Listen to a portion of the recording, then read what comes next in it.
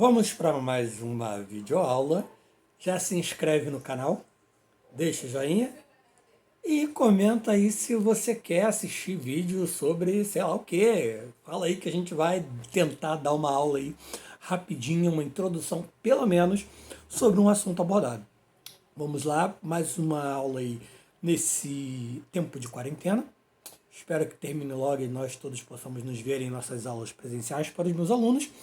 Para quem está aí acompanhando os vídeos e de repente procurando estudar para o Enem, que olha, parece que foi adiado aí, dá tempo da gente estudar mais e confere aí nos vídeos aí os vários temas que nós estamos trabalhando. E dessa vez vamos falar um pouquinho de Estado. Estado que é Estado brasileiro.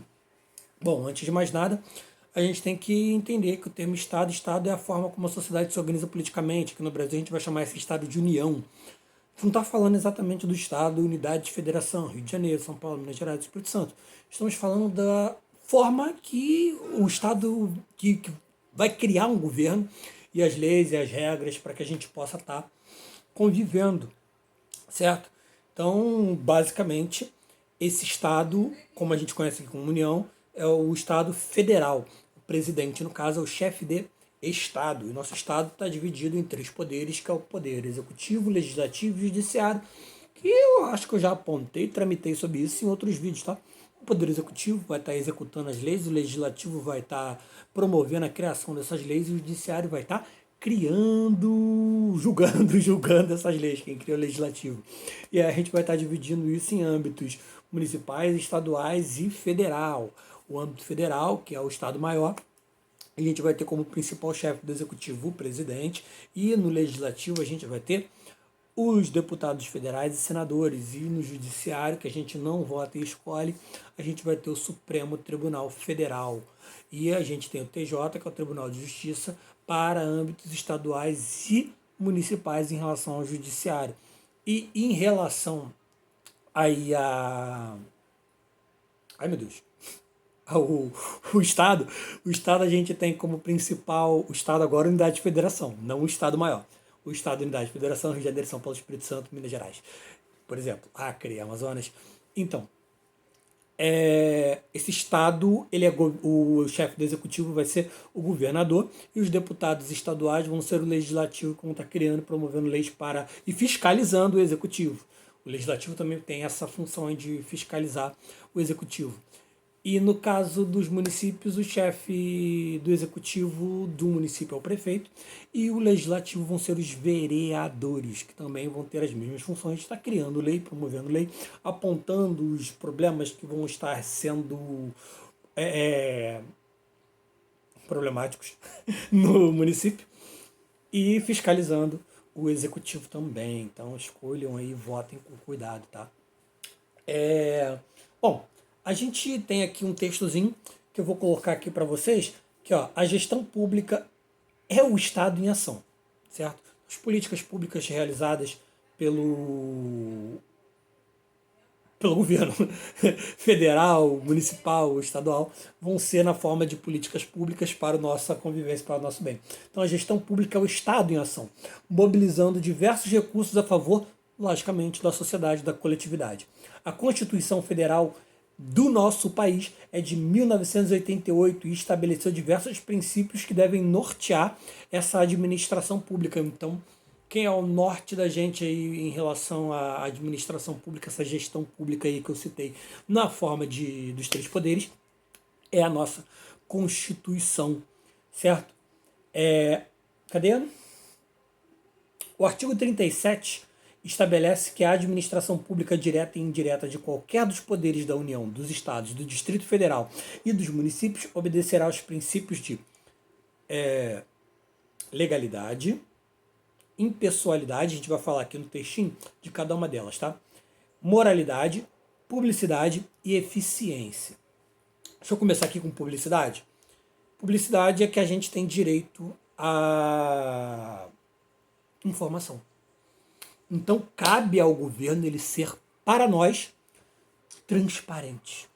E tá indicando o que estão fazendo, o que estão debatendo, o que estão explicando, meus cabelos voaçantes ao vento. É aqui, ó.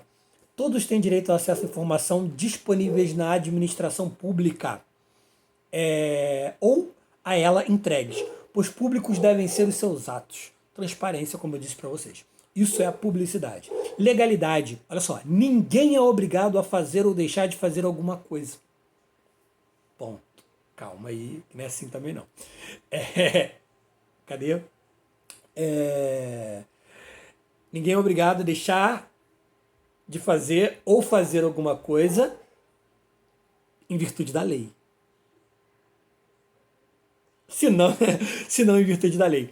Certo? Então a lei ela vai estar norteando o que você pode ou não poder fazer. Eu posso fazer o que eu tenho liberdade, mas não vou fazer algo que esteja ferindo a lei, nossa Constituição. E no impessoalidade é basicamente todos são iguais perante a lei. Pelo menos deveriam. Porque nosso Estado tem diversos problemas que são contados em nossa história de formação. Que nosso Estado, basicamente, ele vai começar com a família real portuguesa vindo para cá. No período joanino, um negócio assim, né? Que vai terminar com a renúncia do Dom Pedro II. Certo? E a formação aí de um novo Estado brasileiro deixando de ser monárquico. Aí a gente tem aquela história todinha com nossa relação com a Inglaterra, na relação de Portugal com a Inglaterra, onde os produtos ingleses aqui iam ser mais baratos. A gente tem o período escravocrata, e esse período escravocrata vai trazer as consequências que nós temos até hoje na forma de racismo, que acaba não promovendo exatamente isso que é a impessoalidade do Estado. A gente tem muita coisa sendo tratada com o senso comum, muita coisa sendo tratada com a ideia do racismo estrutural existente. Então, temos muitas complicações que, no caso, essa galera que a gente tem elegido tem a responsabilidade de estar tentando consertar esses problemas históricos aí. Então, cadê? Então, impessoalidade, como eu disse para vocês, todos são iguais perante a lei, sem distinção de qualquer natureza, pelo menos deveria. Todo ato administrativo será determinado para atender aos interesses sociais e não vinculará a conveniência de qualquer pessoa. A gente vê que temos diversas vezes esse princípio sendo ferido na forma de governantes que tentam proteger outros dentro da política. Tipo, se a gente tem família dentro da política, a gente tem nepotismo, a gente tem... Cara, a gente tem muita coisa que acontece que infelizmente fere muito o princípio da impessoalidade do nosso Estado. Não vou tá falando aqui para não dizer que eu estou tomando partido de coisas e de atos e de pessoas e de políticos. Mas eu acho que se você acompanhar as várias notícias e ver notícias antigas, você vai ver diversas vezes aí. E o próprio racismo que eu disse para vocês, essas coisas que vem acontecendo, fere muito o princípio da impessoalidade. Bom, outro aí é a moralidade. Todos são submetidos à obediência aos princípios morais e éticos, que são determinados aí, no caso, esses princípios, muitas das vezes são norteados religiosamente, tá?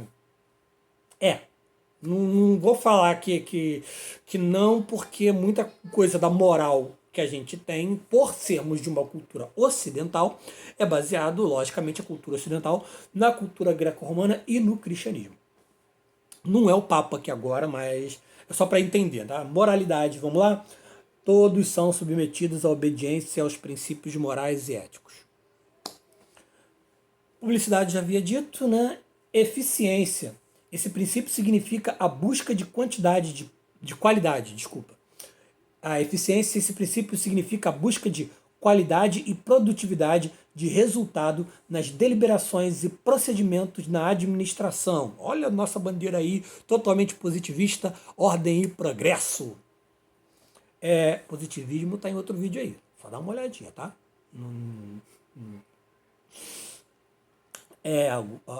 Augusto Conte, várias paradinhas aí, tá?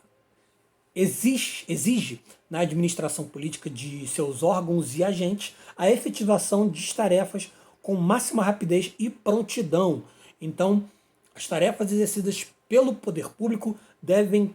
Dá vontade de ir às vezes, porque a gente sabe que muitas das vezes o poder público ele está tentando fazer, mas tem outras... Cara, eu sou funcionário público, sou professor da rede estadual. E, bom, temos funcionários e funcionários. Os professores, de sua maioria, com certeza trabalham bastante, tá? Não pensem que, empurra com a barriga. Eu sei que muita gente tem várias histórias erradas aí para estar contando em relação a professores do público, mas não é bem assim, sofre-se pra caramba, rala-se muito, tá? E é lógico que a gente existem vários outros setores públicos, alguns melhores do que os outros em relação à eficiência. Bom, os próprios poderes que nós escolhemos para estar tomando os cargos do legislativo e do executivo carecem às vezes e muito de eficiência, ainda mais quando eles ferem outros princípios que o Estado deveria ter. Enfim, eu não vou, olha só, não vou estar aqui para estar criticando tão somente os princípios. Estou aqui para falar quais são esses princípios, tá? E falar um pouquinho sobre o que é esse Estado, o Estado brasileiro. Então, a gente entendeu o Estado e a forma como a sociedade se organiza politicamente e tal. A gente tem aí os princípios legalidade, impessoalidade, moralidade, publicidade e eficiência. Certo? Então a gente explicou aí mais ou menos o que é cada um, né? Deu para entender. Legalidade, ninguém é obrigado a fazer ou deixar de fazer alguma coisa, senão em virtude da lei. Impessoalidade, todos são iguais perante a lei. Desculpa a crítica. Publicidade, todos têm o direito à informação da administração pública. Eficiência, que busca a qualidade e produtividade da gestão pública. Foi? Dúvidas, meus alunos? Clipe Escola, Google Classroom.